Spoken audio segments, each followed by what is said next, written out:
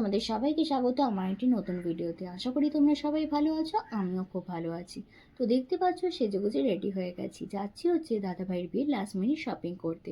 আর হ্যাঁ, আমি আর মা কিন্তু যাচ্ছি, বোন যেতে পারছে না কারণ বোনের এক্সাম চলছে। তো চলো ওখানে গিয়ে দেখা হচ্ছে। তো দেখতে পাচ্ছ সবার প্রথমে চলে এসেছি সোনার দোকানে। ছোট থেকেই দেখে আসি মা এই সোনার দোকান থেকেই সমস্ত সোনার জিনিস বানায়। তাই আমরা চলে এসেছিলাম দাদাভাইয়ের বিয়ের গিফট নিয়ে কথা বলতে। তো ওখানে অর্ডার দেওয়া হয়েছে, তো এখন আমরা ডেলিভারি পাইনি, তাই তোমাদের সাথে শেয়ার করতে পারছি না। আর তারপর চলে এসেছি বাঘাযতীনের মা অন্নপূর্ণা শাড়ি সেন্টারে। ওখান থেকে মা একটা খুব সুন্দর শাড়ি কিনলো, যেটা আমার এক দেখাতেই পছন্দ হয়ে গেছিলো। তারপর বোনের একটা জামা কেনার ছিল, সেই ওয়ান পিসটাও কিনে নিয়ে বাড়ি চলে আসলাম। এইটুখানি করতে গিয়ে আমাদের রাত 11টা বেজে গেছে। তো আস্তে আস্তে গুটি গুটি পায়ে আমরা দুজন মিলে হেঁটে আসছিলাম।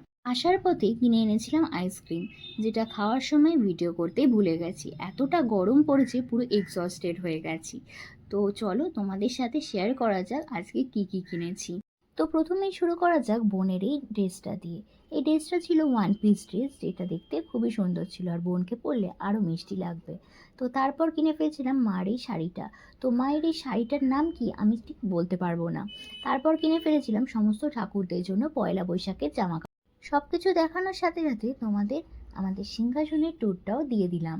তো দেখো তো কেমন লাগছে সিংহাসনটা। আর এই 3 ধাতুর যে চুড়িগুলো হয় না, সেই চুড়িটা মা নাকি আমার বার্থডেতে গিফট করেছে। তো কি করব, সেটাই মেনে নিই। এটাতে নাকি শরীরও ভালো থাকে। তো চলো, তোমাদের যদি ভিডিওটা ভালো লেগে থাকে তাহলে অবশ্যই লাইক করে দিও, চ্যানেলটাকে সাবস্ক্রাইব করে দিও আর পাশে থাকা বেল আইকনটাকে অন করে দিও। বাই।